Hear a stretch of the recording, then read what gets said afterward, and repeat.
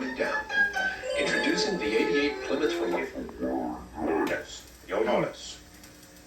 You've probably seen the movie or one of the movies with the same theme. Big city newspaper man with a supportive wife decides to quit the rat race, buys a small town weekly, gets to the small town and finds forces of lawlessness in control, decides to fight them, nearly loses until the townspeople rally to his side. Final scene, editor and wife, Jimmy Stewart and Donna Reed, embrace on front porch as the citizens crowding the yard cheer. Is that the way it worked for Ken and Anna Fortenberry in McCormick, South Carolina? Nope. What happened is this. Ken Fortenberry gave up a job as executive editor of a daily paper in Winter Haven, Florida, to buy an 84-year-old weekly, the McCormick Messenger. His wife, Anna, was all for the idea.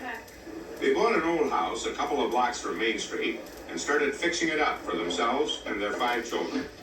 That was in July 1985. But 18 months later, Ken put the paper up for sale. The family picked up and moved to Columbia, South Carolina, where Ken had gotten a job in public relations with a state agency. It didn't turn out like we expected, but the dream certainly has been shattered with what's occurred. What went wrong? Well, Ken Fortenberry thought he knew what news was, and he thought you were supposed to put it in your paper. It turned out the folks in McCormick thought stuff that would be news in New York, or Des Moines, or Tulsa wasn't news in their town and didn't belong in the paper. It began with the matter of the jail logs. Jail logs are like a police blotter, the record of arrests. A week or so after he arrived, Ken asked Sheriff Jimmy Gable for a look at them. The logs are a matter of public record, but no one had ever asked to see them before, and the sheriff liked it that way. He told Fortenberry he couldn't see them. He told me he only had 3 years until retirement. He wasn't going to have a reporter snooping around in his office, and I could get up or he'd have me thrown out. So you left? I left, yes. The sheriff later backed down, but the incident started a sort of feud between him and Fortenberry. The paper printed a number of stories critical of the sheriff's office, and when the state began an investigation of Gable, it was front-page news in the Messenger.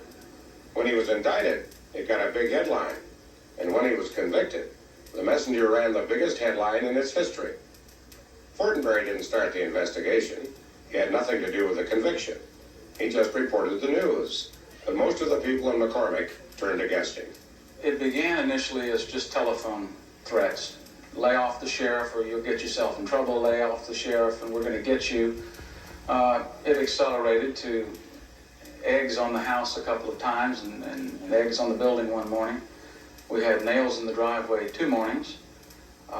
The children were harassed at school and on the streets regularly. I'd love to call you up in the middle of the night or any time, day and night. We'll get heavy breathing or women call up and say all kinds of terrible things about Ken. And the children have been followed by people in cars. Every time they leave, I get this, the motherly instinct, I guess, a nervous feeling that, something could happen to them. They would come up behind me when I was driving my car and just ride my bumper all the way or have their bright lights on. And when they passed me, it was almost like they tried to run me off the road. It was just real scary. Why did people feel so strongly about the Fortenberrys in a town that brags about its friendliness? Well, the Fortenberrys were new in a town of only a couple of thousand people. People who thought of Sheriff Gable, whose father had been sheriff before him, as one of their own. They thought the editor from Winter Haven was picking on him. The extent to which he went in bringing this Gable situation out in the paper irritated a lot of people, including me. Week after week after week, same old thing, just riding the man to death. Every small town has a gathering place for its elders. In McCormick, in the winter, it's the town drugstore. We met there with 3 of McCormick's leading citizens. Tom Miner, Democratic County Chairman and a former mayor. Hope Brown, Chief of McCormick's 4-man police department. And Sonny Burnett, retired area director for the South Carolina Employment Commission. They felt Ken Fortenberry didn't understand McCormick and didn't try to understand it. They agree Fortenberry's troubles with the town started with a simple obituary. Last May, the Messenger ran on its front page a story about the death of W.C. Wall, a former county supervisor who was once convicted of not withholding taxes from employees. I wrote an obituary and noted in there that when he was convicted, this community rallied behind him and they thought very highly of him, but I noted that he had been convicted. I think an obituary is again a historical record of a person's life. And I didn't expect the reaction to it. I expected, if anything, the family would be pleased the way I backed into it. The very next morning, people called on the telephone, relatives primarily, and expressed great anger with it. You talked to his brother, I think. I talked to his brother. He came in the newspaper that next afternoon. My wife and children were here, cursed at us, invited me out in the yard to have a small town punch out, I think. I declined. The brother was Tom Wall, a builder. I walked in his office and told him what I had to say, and I asked him out on the outside. And he's about three times the size I am, but he wasn't man enough to come on the outside. But that shows what kind of man he is. Now, I have to tell you, in all candor, I read that obituary. I'm an outsider. I'm theoretically a professional journalist. I haven't got anything for or against Mr. Wall or Mr. Fortenberry. I didn't see anything wrong with it. It sounded to me like here was a respected citizen who in his lifetime had had one bad episode where the town stood behind him, which is interesting, supported him, and now he suddenly died, and the town was in mourning. What made people so mad about it? The effects it would have on his family. Well, I'll tell you this, in most towns, and I'm not talking about New York, when you take Des Moines, if there'd been a businessman who'd been a county supervisor and convicted on a crime, and he died, and the reporter who wrote the obituary didn't put that in, he'd be in trouble. And why is it different in McCormick? I guess people in McCormick is just not really used to that type of reporting or something, especially in the local newspaper. It was something that was gone and forgotten. And we could not understand probably his type of journalism and bringing it back out again.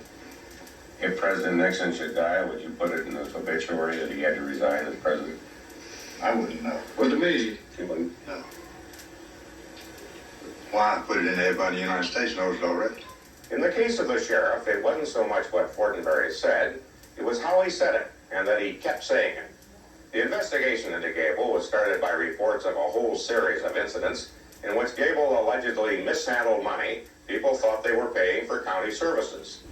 I told Jimmy Gable the day he jumped on him, I said, if you lay your gun down, your badge down, and go there and give him a good McCormick whooping, it'll end your troubles. And he didn't do it. And 2 days before he went to prison, he told me, so I made a mistake by not taking your advice.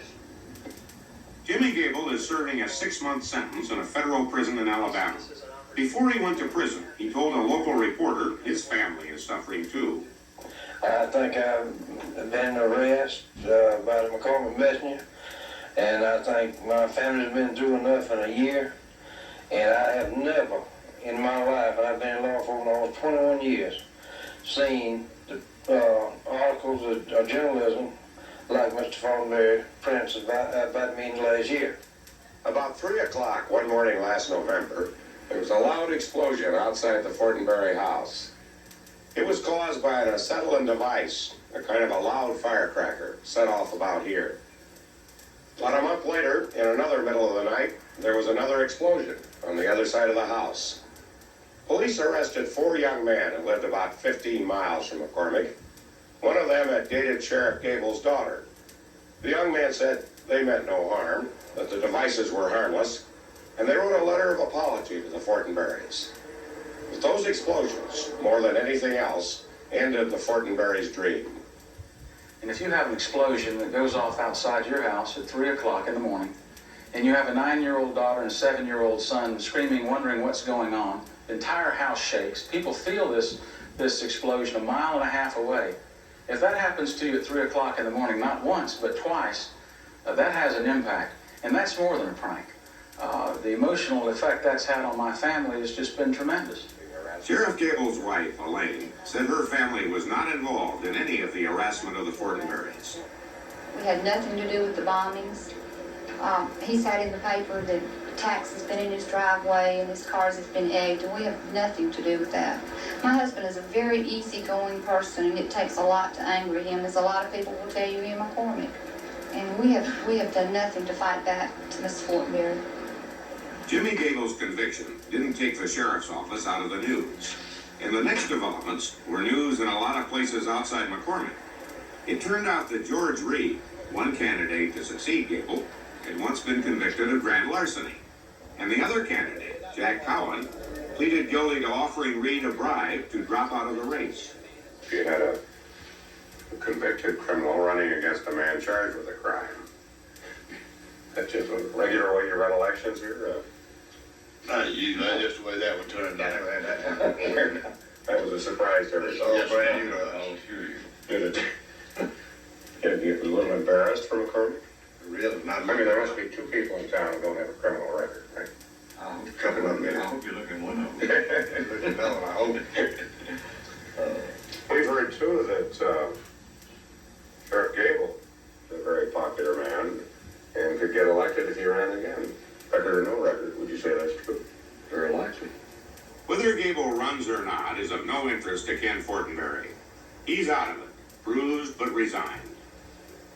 In the Hollywood movies, the crusading editor never quits like Well, it's not an easy thing for me, I assure you. I have a family and I have 5 children to be concerned about, and they've been through enough.